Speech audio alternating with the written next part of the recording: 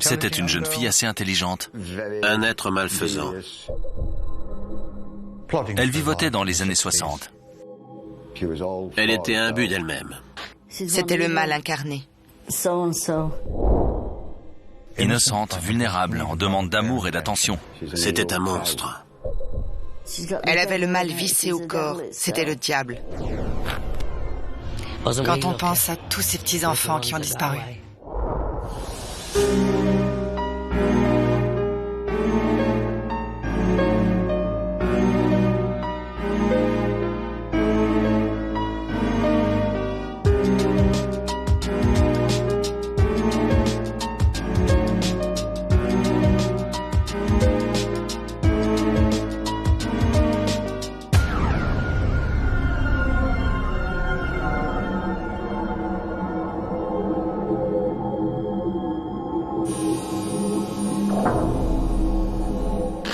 Les crimes commis par la tueuse de la lande, Myra Hindley, ont choqué toute une nation. Hindley est perçue comme le diable en personne, comme la femme la plus mauvaise de Grande-Bretagne. Avec la complicité de son amant Ian Brady, Hindley a enlevé, abusé sexuellement, torturé et assassiné 5 enfants.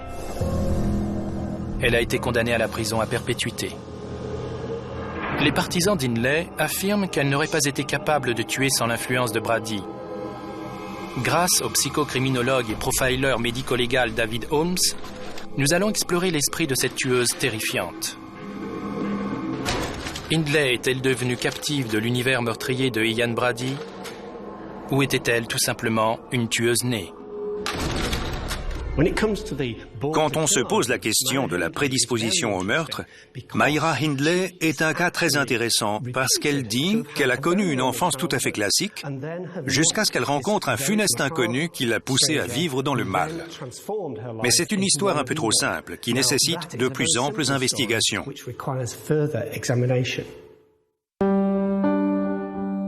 Myra Hindley est morte en prison le 15 novembre 2002 après 33 ans de détention.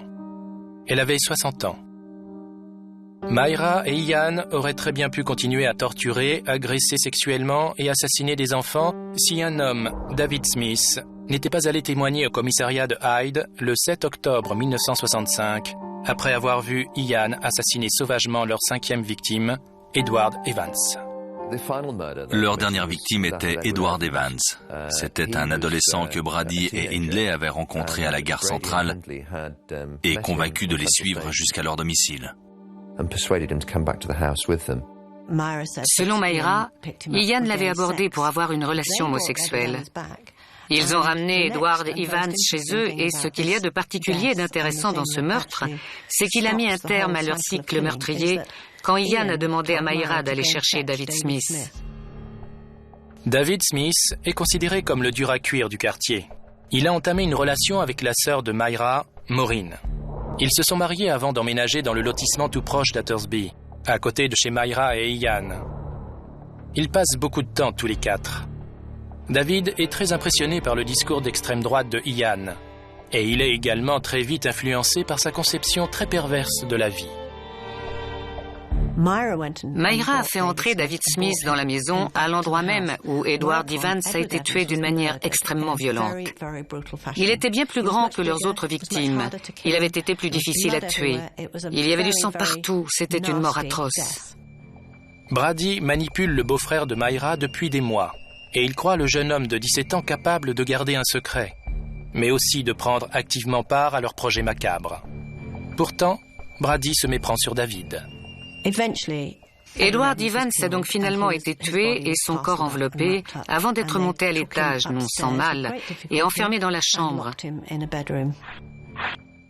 Quel rôle a tenu exactement David Smith dans le meurtre? Il ne le dit pas, mais il reconnaît avoir fait certaines choses sous la contrainte et le contrôle de Ian. D'après lui, il a fait ce qu'il avait à faire. Il a aidé Myra et Ian à faire le ménage cette nuit-là. Et il a dû les aider pour sauver sa peau. Ensuite, il est rentré chez lui et il a tout raconté à Maureen. Ils sont allés à la cabine téléphonique en bas de chez eux, avec un gros couteau pour se défendre. Ils ont appelé la police et ils ont attendu son arrivée dans la cabine, pétrifiés par la terreur et l'horreur. David Smith a raconté ce qui s'était passé cette nuit-là. Myra n'était pas présente à proprement parler au moment du meurtre. Elle était dans la cuisine. Mais elle a participé au nettoyage de la maison parce que, comme on peut l'imaginer, il y avait du sang partout. David Smith nous a aussi donné une idée de l'état d'esprit de Myra. Elle a fait des remarques légères sur le sang et les morceaux de corps qui jonchaient la pièce. La scène du crime était couverte d'éclaboussures de sang. Mais Myra Hindley y avait joué les joyeuses ménagères enthousiastes et affairées, remettant les choses en ordre comme si de rien n'était. Elle faisait d'un événement atroce quelque chose de normal. C'est ce qui lui a permis de se distancier de la réalité et d'échapper à l'horreur de ses actes. La police croit au récit de David et Maureen. Une vingtaine de policiers se rend alors chez Ian et Myra. David Smith les a prévenus que les suspects détenaient des armes. Ils ont décidé de procéder en douceur. Donc, quand on a frappé à la porte, ce n'est pas à un policier que Myra a ouvert, mais à un livreur de pain avec un panier. Myra lui a dit qu'elle n'était pas intéressée. Le policier s'est alors présenté et ils sont entrés à l'intérieur.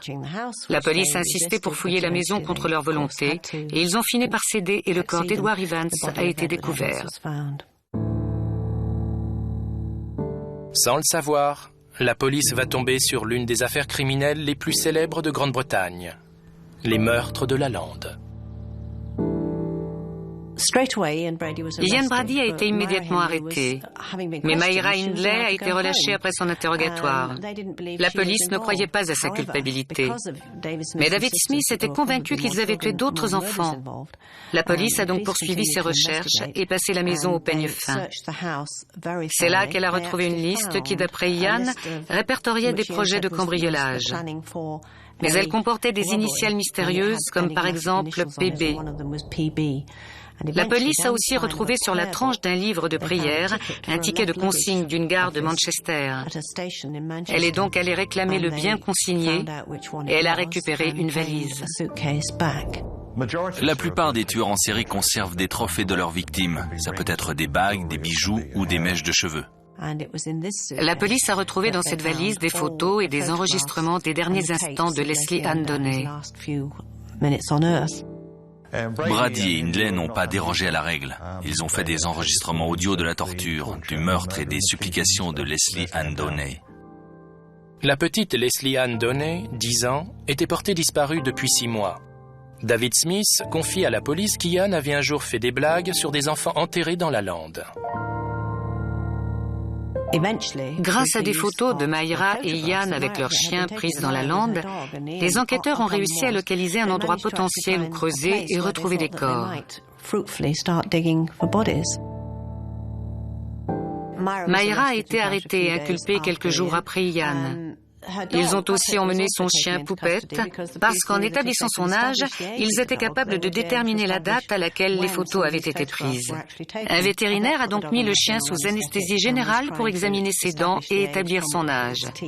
Mais Poupette est mort pendant l'intervention et Myra Hindley s'est mise à hurler dans tout le commissariat « Assassin !»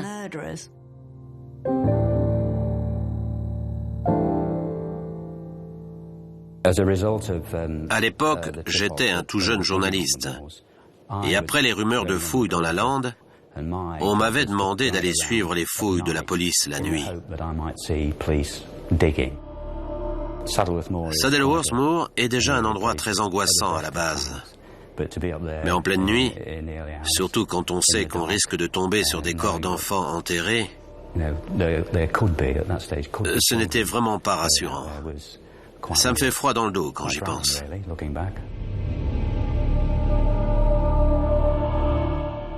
Il y avait des allées et venues constantes de la presse en contrebas, parce qu'elle n'avait pas le droit de s'approcher des fouilles.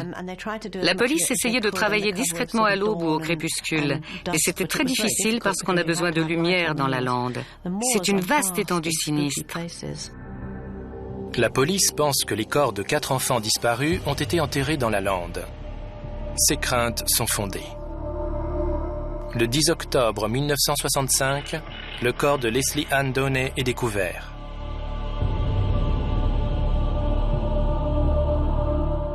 « 11 jours plus tard, le corps du petit John Kilbride, 12 ans, est exhumé à son tour.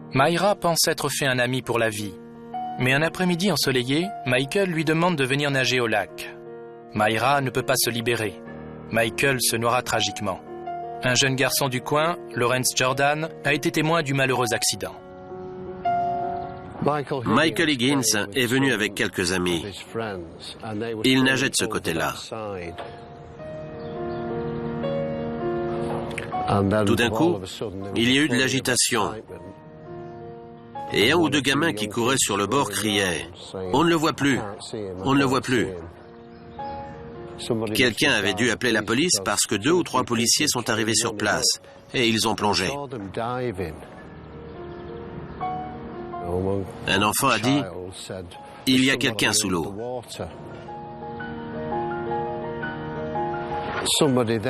Quelqu'un d'autre a crié « Ils l'ont trouvé ». Et là, je les ai vus sortir un corps blanc comme la craie. On voyait nettement la blancheur du corps se détacher sur les uniformes bleus. Et ses bras étaient écartés comme sur un crucifix. Ils l'ont tout de suite placé dans le fourgon mortuaire. Et le fourgon est passé devant nous, à l'endroit où on descend. Là, le chemin passe par ici. Ça a dû être très traumatisant pour Myra Hindley, surtout si c'était son amie et qu'elle l'a vu partir comme ça. Ça a dû la marquer à vie parce que moi, ça m'a marqué.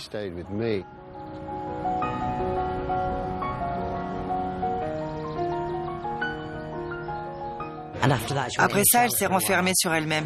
Elle était complètement anéantie par sa mort. Elle n'était plus la même. Ça a duré des mois et des mois. Environ 1 an, je crois. Oui. Très longtemps. Elle rendait régulièrement visite aux parents de Michael, à sa mère. Elle s'est même convertie au catholicisme. Michael était catholique. Elle s'est convertie tout de suite après sa mort. Elle s'était beaucoup investie avec Michael et elle a perdu énormément. Et même si elle s'en voulait beaucoup, elle en voulait aussi à tout le monde. C'est là qu'elle a commencé à se détacher des autres et à se replier sur la religion. Elle a pris ses distances avec l'humanité et elle visait un autre objectif, une autre vie. Myra quitte l'école peu de temps après la mort de Michael. Pour son 17e anniversaire, Hindley se fiance à Ronnie Sinclair, un jeune homme du coin qui travaille à la coopérative. Mais Myra ne va pas se résigner longtemps à vivre une vie ordinaire. D'un côté, Myra voulait un mariage classique avec 2 enfants comme la plupart des filles de son âge, mais en même temps, elle voulait autre chose. Comme sa grand-mère l'avait élevée dans une assez haute estime d'elle-même, Myra Hindley ne pouvait pas se contenter d'un simple mariage avec 2 ou 4 enfants. Ce n'était pas assez stimulant pour elle. Certaines femmes ont besoin d'une certaine violence, d'un petit côté sadomaso dans leurs relations. Et Myra était de ces femmes. Elle a finalement obtenu un poste de dactylo à Millwoods. Et c'est là qu'elle a rencontré Ian Brady. Ian Brady travaillait dans les bureaux à l'époque. Il l'a totalement ignoré pendant des mois. Il était distant et elle le décrivait comme un homme très beau, toujours bien habillé. Ian était, disons, plutôt beau garçon.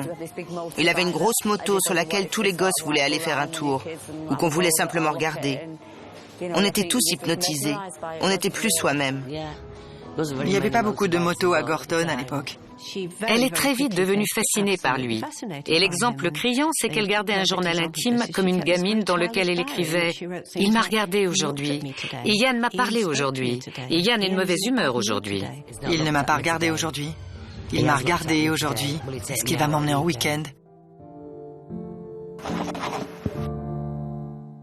Au mieux, Ian Brady était bisexuel et en tout cas plus homosexuel qu'hétérosexuel. Alors il lui portait vraiment un intérêt modéré.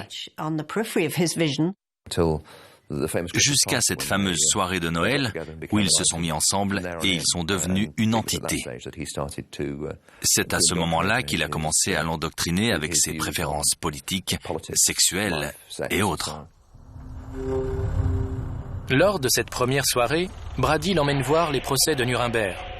Au fil des semaines, il lui fait écouter les disques des marches militaires d'Hitler et l'encourage à lire ses livres préférés, Mein Kampf, Crime et Châtiment, et les œuvres du marquis de Sade. Hindley s'y prête volontiers. Elle attend quelque chose de différent depuis si longtemps. Elle est comblée. Le passé d'Ian était bien plus tumultueux que celui de Myra. Il est né dans le centre de Glasgow d'une liaison entre sa mère serveuse et un homme dont l'identité n'a jamais vraiment été connue. À l'âge de 2 ans, il a été confié à une famille des environs qui l'a élevé du mieux qu'elle a pu. Mais dès l'adolescence, il est tombé dans la délinquance. Le tribunal de Glasgow l'a finalement obligé à aller habiter chez sa mère qui vivait à Manchester à l'époque. Il a donc laissé son passé à Glasgow. Brady est le premier amant de Hindley et elle en tombe éperdument amoureuse au point d'épouser toutes ses théories philosophiques perverses. Elle qui était si insouciante, elle ne voulait plus parler à personne.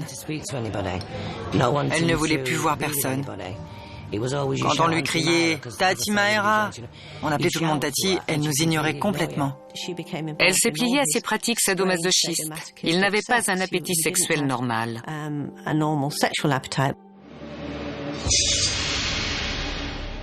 Quand Brady affirme que Dieu n'existe pas, elle cesse d'aller à l'église. Quand Brady affirme que le viol et le meurtre sont la forme de plaisir suprême, elle ne se pose pas de questions. Elle épouse complètement, totalement la personnalité de son amant. Je ne crois pas que Ian l'aimait. Il aimait juste ce qu'ils faisaient ensemble. Je pense qu'il jouait au chat et à la souris comme il l'avait toujours fait. Début 1963, Brady décide de mettre à l'épreuve l'adhésion aveugle d'Hindley à ses idées. Il planifie le cambriolage d'une banque pour lequel elle devra être son chauffeur. Hindley commence immédiatement les cours de conduite, rejoint le club de tir local et achète 2 armes à feu. Le cambriolage n'aura jamais lieu. Mais l'objectif de Brady est atteint. Myra s'est avérée être une complice dans le crime, parfaitement dévouée. Il était plein de rêves et de projets, et visiblement il l'impressionnait beaucoup. Malheureusement, ce que Brady avait en tête, c'était le meurtre et la torture d'enfants. Et elle s'est retrouvée totalement happée et contaminée par ce poison. C'est comme ça qu'ils se sont lancés dans leur premier meurtre. Ce jour-là, Pauline Reed se rend à une fête. Elle a mis sa robe de soirée rose. Myra la connaissait. Elle s'est approchée d'elle en voiture et elle a demandé à Pauline si elle pouvait venir l'aider à chercher son gant. Myra l'a ensuite emmenée dans la lande, suivie de près par Ian Brady à moto. On sait que Pauline est descendue de voiture sans doute pour chercher le gant avec Myra et que Ian est arrivé par derrière. Il l'a frappée avec une pelle, il l'a tuée. Il l'a aussi violée. Mais après le meurtre, il a fallu faire comme si de rien n'était, tout en sachant que tout le monde cherchait Pauline. Elle a fait bonne figure, sans sourciller, et personne n'a eu le moindre soupçon. Mais ils avaient pris des risques avec Pauline parce qu'ils la connaissaient. Ils savaient qu'il était plus facile de choisir des enfants. Myra servait de rabatteuse, c'était le plus simple pour eux. Et ils ont choisi des enfants qu'ils ne connaissaient pas. C'est comme ça qu'ils ont croisé le chemin de John Kilbride.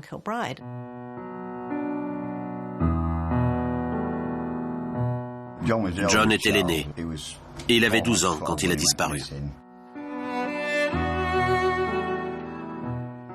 La dernière fois que j'ai vu mon frère, c'était en 1963, en me levant un samedi matin. Il allait aider les gens du marché à remballer leur matériel tous les samedis. Mais ce soir-là, il n'est jamais rentré. Ma mère a appelé la police à 18h30. Normalement, il était toujours rentré pour 18h. En tout cas, il rentrait toujours avant 18h30. On a appelé la police et il a été porté disparu. On a mis des affiches dans les villes des environs avec la photo de John, sur les lampadaires, les panneaux, les vitrines. Avez-vous vu ce petit garçon ? Il y avait un pub au coin de la rue, le Bessimar, où il y avait les photos des enfants portés disparus dans la région. Avec la légende « Avez-vous vu cet enfant ?» Elle venait souvent boire un verre dans ce bar alors qu'elle savait pertinemment où ses enfants étaient. Ils ont dit dans leur déposition qu'ils l'avaient enlevé au marché d'Ashton. Enfin, Hindley l'a enlevé. Elle l'a emmené à la voiture de Brady. Il a lui aussi été abusé sexuellement. Il a été retrouvé avec ses sous-vêtements sur les chevilles. Il était enterré près de la route. Je pense qu'au bout de quelques semaines, on a réalisé qu'il ne reviendrait jamais. Nous savions qu'il n'avait pas fugué et que quelque chose de grave lui était arrivé, mais on ne savait pas quoi. On n'a pas su pendant 2 ans.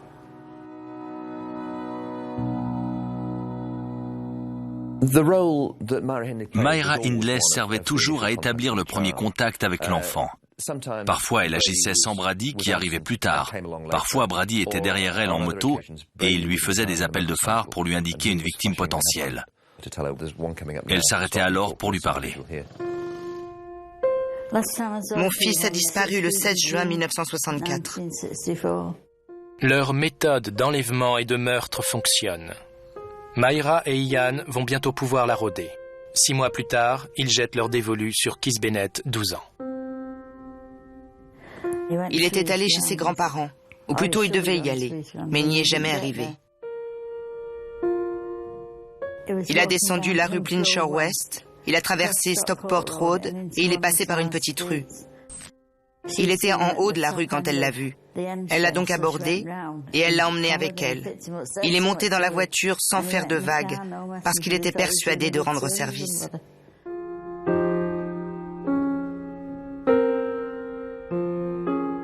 Alors quand ma mère est venue me voir le 16 juin, je lui ai demandé « Où est Keith ?» Elle m'a dit « Je ne sais pas ». Je lui ai répondu « Mais il devrait être chez toi ». Et c'est là que je me suis dit qu'il fallait mieux aller voir la police. Ils m'ont dit de revenir dans 48 heures. Je me demandais où il pouvait bien être. Je savais qu'il n'était pas avec ses amis parce qu'il ne faisait jamais ça. Il rentrait directement de l'école. J'ai compris qu'il avait disparu.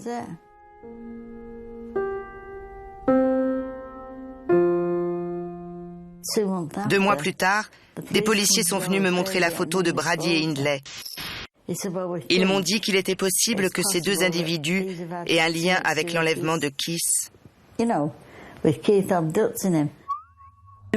y a une légère différence avec Keith. Ils l'ont emmené plus loin dans la lande. À plus d'1 kilomètre, ce qui est beaucoup pour un enfant. Il lui a donné un coup à l'arrière du crâne, qui l'a assommé. Il lui a ensuite passé un fil électrique autour du cou et il lui a brisé la nuque. C'est après qu'il l'a violenté. Il a laissé ses vêtements à côté de lui, là où ils l'ont enterré. Il n'a jamais su qu'il courait à sa mort.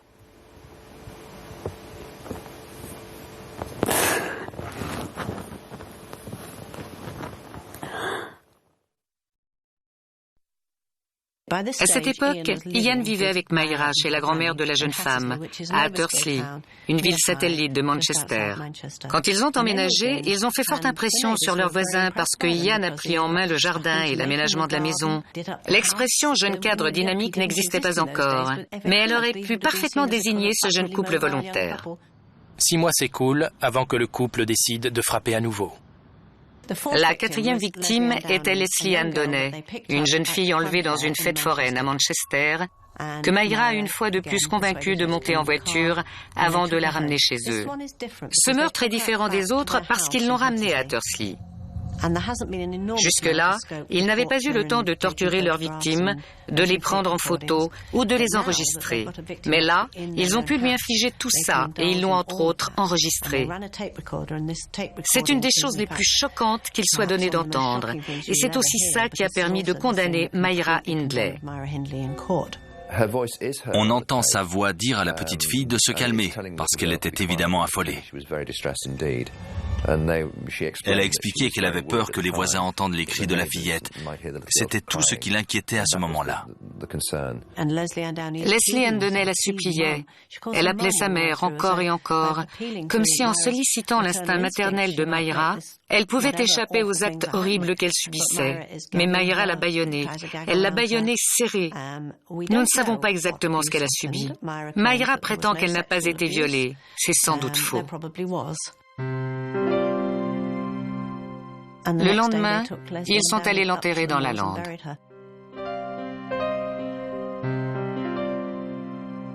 Le meurtre de Leslie Ann Donnell a marqué un tournant dans la carrière meurtrière de Myra Hindley. Elle a gagné en assurance, en prenant le risque de tuer quelqu'un à quelques mètres seulement de ses voisins, et non plus dans la lande. Le corps de Leslie Ann Donnell ne sera découvert que 10 mois plus tard, dans une tombe peu profonde, creusée dans la lande, ses vêtements à ses pieds. Même si des preuves accablantes s'accumulent contre Brady et Hindley, ils nient le meurtre de Leslie Ann ainsi que celui d'Edward Evans, qu'ils essaient d'imputer à David Smith. Ils prétendent que Smith a ramené la jeune fille chez eux pour que Brady la prenne en photo. Ils affirment que Leslie Ann était bien vivante quand elle a quitté la maison en compagnie de Smith. Ian Brady a essayé de protéger Myra, et si Myra avait suivi son plan, il est indéniable qu'elle s'en serait sortie avec une simple peine de 7 ou 8 ans de réclusion pour complicité. Mais elle était décidée à traverser cette épreuve avec Ian, et elle a constamment répété qu'ils étaient tous les deux innocents. Mais, même moins confondantes, les preuves qui les relient au meurtre de John Kilbride suffisent à les faire condamner. La police retrouve le nom de John Kilbride écrit de la main de Brady dans un de ses carnets et une photographie de Hindley sur la tombe de John dans la lande. Je voulais moi aussi participer aux fouilles. Et mon père m'a, disons, enfermé dans ma chambre. Quelques jours plus tard, la police a retrouvé une chaussure que ma mère a identifiée comme étant celle de John. Et son corps a été retrouvé par la suite. Malgré leurs efforts, les enquêteurs n'ont pas pu retrouver les corps des 2 autres enfants disparus, ni la moindre preuve reliant Brady et Hindley à leur disparition. Ian Brady a été condamné pour les meurtres des enfants dont les corps ont été retrouvés, c'est-à-dire Leslie Ann Donnell, John Kilbride et Edward Evans. Myra a été condamnée pour les meurtres de Leslie Ann Donnell et Edward Evans et pour complicité dans celui de John Kilbride. Ian Brady a reçu 3 sentences de perpétuité et Myra 2. Myra a été incarcérée à la prison de Holloway. Si ça ne tenait qu'à moi, je les mettrais tous les 2 dans un grand trou. Je leur verserais de l'acide dessus et je les recouvrirais de terre. Je les brûlerais vifs, c'est tout ce qu'ils méritent. Ce genre de personnes ne valent même pas l'air qu'elles respirent. C'est ce que je pense en tout cas.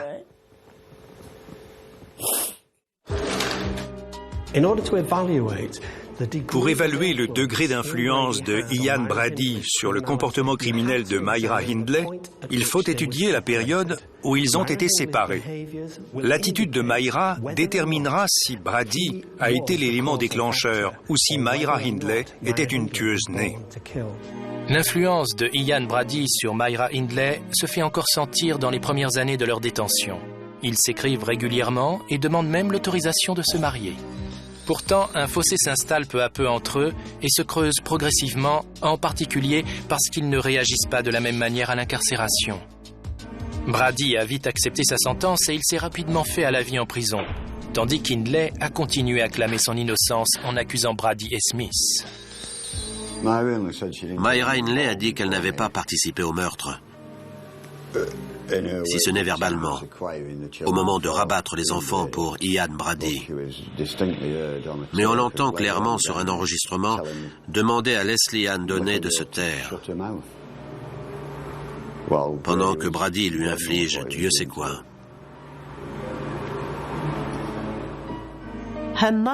Sa mère était convaincue que Myra était innocente, sa sœur aussi.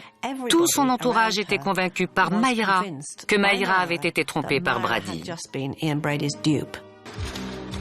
Sans reconnaître le moins du monde son implication, Myra Hindley s'est forgé sa propre histoire dans sa tête. Et elle n'a jamais cessé de clamer son innocence à qui voulait bien l'entendre. Elle a toujours tenté de rallier toutes les personnes prêtes à croire à son innocence. En 1970, Hindley rompt tout contact avec Brady. L'influence de ce dernier a fini par se déliter quand elle a compris qu'elle ne le reverrait jamais. 7 ans plus tard, soit plus de 10 ans après son incarcération, Hindley entame une campagne en faveur de sa remise en liberté, une croisade qu'elle portera jusqu'à sa mort. Ian Brady n'a jamais demandé de remise de peine. Il voulait purger sa peine parce qu'il savait ce qu'il avait fait, et il ne voulait pas sortir de prison. Myra Hindley, elle, faisait régulièrement des demandes de liberté conditionnelle, pour le plus grand tourment des familles dont je fais partie. La demande d'Hindley est retardée pendant 3 ans. Quand son appel est finalement pris en compte en 1985, 20 ans après sa condamnation, il est rejeté. Le ministre de l'Intérieur annonce que ces demandes ne seront pas réexaminées avant 5 ans. Elle espérait pouvoir sortir de prison un jour. C'était son but à long terme. Fin 1986, Hindley a changé son fusil d'épaule. Au lieu de continuer à clamer son innocence, elle a fait une confession publique. Toute une série de personnes se sont alors manifestées dans la vie de Myra. Son avocat lui a conseillé de soulager sa conscience pour espérer un jour avoir une remise de peine. Elle a aussi bénéficié des conseils de Lord Longford qui lui préconisait d'avouer. Elle a également reçu une lettre de Winnie Johnson, la mère de Keith Bennett. Quand je lui ai écrit, elle m'a répondu qu'elle était désolée de ne pas pouvoir m'aider. Elle faisait le guet pour Brady sur la lande. Elle était aussi mauvaise que lui. Elle regardait les enfants se faire tuer ou violer. À ce moment-là, les déclarations de Brady à un journaliste ont amené le ministre de l'Intérieur à ordonner la réouverture de l'enquête. Le but, c'était de réviser l'affaire pour voir s'il y avait du nouveau dans l'enquête qui permette en priorité de retrouver les corps des 2 victimes non identifiées et d'obtenir des aveux. Elle avoue avoir eu connaissance des faits et reconnaît sa participation dans les 5 meurtres, y compris ceux de Pauline Reed et Keith Bennett. Elle a tout de suite coopéré et elle s'est dite prête à nous indiquer les lieux des crimes de Brady sur Saddleworth Moor. C'était un bon point de départ pour nous aider à retrouver les corps. Quand le bruit s'est répandu dans les années 80 qu'il pouvait y avoir 2 autres corps dans la lande et qu'Hindley ou Brady étaient susceptibles de les localiser, il y a eu ce qu'on peut appeler un déchaînement médiatique. Plusieurs journaux ont loué des hélicoptères. J'y étais, c'était le chaos. Elle était vraiment désireuse de nous aider, ça ne faisait aucun doute. Il faut bien comprendre que le sort de Myra Hindley dépendait de son attitude face à l'opinion publique. Sans la repentance conseillée par son avocat, la remise de peine était inenvisageable. On peut donc distinguer son intérêt personnel de la contrition apparemment sincère dont elle semblait faire preuve. Elle nous a désigné des endroits où on avait déjà cherché. Il a fallu attendre le printemps suivant pour creuser ces 2 zones. Et à l'été suivant, nous avons retrouvé le corps de Pauline Reed à l'un des endroits qu'elle nous avait indiqués. Ils ont retrouvé Pauline Reed. J'ai rencontré sa mère. C'est, ou plutôt c'était, une personne adorable. Elle me disait souvent, Winnie, ils vont retrouver Keith, c'est sûr. Ils doivent le retrouver et ils vont le retrouver. Ça fera 41 ans cet été qu'il a disparu. Je doute qu'on retrouve un jour son corps parce que le paysage a changé. Il a évolué depuis le temps. La mère de Keith, Winnie, est obsédée par les recherches. Elle dit qu'elle ne trouvera le repos que quand elle saura où est son fils. Elle est même venue un jour avec une pelle avec l'espoir infime de le retrouver.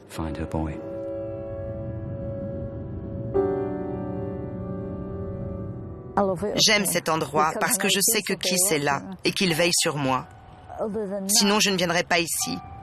Mais je sais qu'il est là. Et je sais qu'il sait que je suis là. Et il sait que c'est pour lui que je fleuris la barrière. Même si je dois traverser l'enfer, je le retrouverai.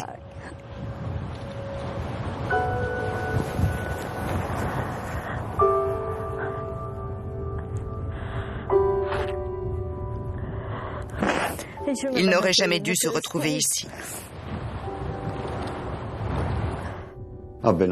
J'ai passé beaucoup de temps dans la lande. Et ça ne fait pas de bien. Ça ne fait pas de bien du tout. Mais au moins on a récupéré notre John. Et on peut se recueillir auprès de lui. Alors que Winnie Johnson cherche toujours son fils. 40 ans après, elle cherche toujours son fils. Le corps de Keith n'a jamais été retrouvé. Mais les aveux d'Hindley ont fourni quelques explications à ses parents sur les circonstances de sa mort. Hindley l'a fait monter dans la voiture en sollicitant son aide pour charger des paquets. Une fois à Saddleworth Moor, Brady a emmené Keith dans la ravine pour le violer et l'étrangler avant de l'enterrer dans les environs. Au moment de cette confession, l'avocat d'Hindley pense qu'elle augmente ainsi ses chances de libération conditionnelle en exprimant ses remords. Elle m'a contacté en 1988 pour me demander de la représenter à une époque où elle multipliait ses requêtes auprès de la Cour suprême. Les gens m'ont dit « Andrew, fais attention, c'est la plus grande manipulatrice de ce pays. Fais attention qu'elle ne te manipule pas. » On a déjà essayé de me manipuler dans ma carrière, et je peux vous affirmer que Myra ne l'a jamais fait. D'après ce que j'ai vu, Myra Hindley était une femme très intelligente et manipulatrice, qui a réussi à faire ce qu'elle voulait de l'establishment et qui a su rallier les gens à sa cause. Le système judiciaire pénal a toujours accordé une remise de peine à un individu qui a changé et qui a fait amende honorable. D'après tous les experts, elle s'était amendée. Pour bien comprendre Myra Hindley, il faut comparer son séjour en prison à celui d'Ian Brady. Il est devenu très torturé, contrairement à Myra Hindley. C'est devenu une bonne oratrice, une fervente avocate de sa propre innocence. Je crois que son côté malsain a disparu pour laisser place à une femme sincèrement désolée pour les meurtres atroces qu'elle a commis avec Brady. Je ne comprends pas ce qu'elle cherchait en demandant une remise de peine, parce qu'elle prenait le risque de se faire condamner pour 2 meurtres supplémentaires. Et c'est ce que j'aurais avancé si elle avait obtenu gain de cause. Pendant son séjour en prison, Myra redécouvre la foi catholique. Elle continue à exprimer son remords. Je demande à être jugé pour ce que je suis aujourd'hui et non pour ce que j'étais à l'époque. Beaucoup de détenus se tournent vers la religion en prison pour faire bonne impression devant un certain groupe de personnes. La commission de révision des condamnations pénales. Tous les tueurs en Amérique ont trouvé la lumière, ils ont vu le Christ. Et la première chose qu'ils font le dimanche matin, c'est d'aller faire la queue pour quelques biscuits et du thé à l'église. Son seul but, c'était d'être libérée. Mais elle ne serait pas restée libre bien longtemps. J'aurais adoré qu'elle soit déposée au marché d'Ashton, ou juste devant ma porte. J'aurais adoré. J'aurais assumé la prison pour ça.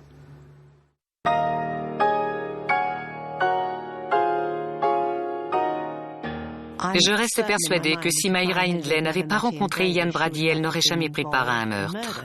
Elle aurait déplacé des montagnes pour lui faire plaisir.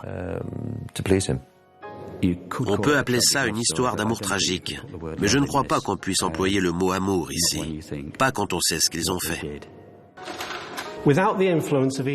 Sans l'influence de Brady, il est très peu probable que Myra Hindley aurait tué. Elle aurait plutôt cherché des sensations fortes auprès d'un dealer de drogue, d'un braqueur, qui lui aurait offert une vie trépidante. Mais elle ne se serait pas nécessairement mise à tuer. Je n'ai pas de mots pour exprimer ce que je ressens vis-à-vis d'elle. Il est impossible que ce genre de choses se soit passé chez nous. Le 15 novembre 2002, Myra Hindley décède à 60 ans des suites d'un arrêt respiratoire provoqué par une grave infection. Elle aurait eu une attaque cardiaque 2 semaines plus tôt. Elle avait le mal vissé au corps, c'était le diable. Dans cet exemple précis, Myra Hindley n'était pas une tueuse née, mais elle a connu des circonstances qui, associées à ce qu'elle portait en elle, l'ont rendue capable de tuer. Myra pourrait être ici. Maureen, David, ils pourraient tous être ici. Ici, à Gorton. À Gorton. Les choses auraient pu tourner autrement. Elle aurait pu se marier. Pauline Reed aussi. Ouais, bien sûr. Elle aussi, elle pourrait être ici. Elle pourrait être ici.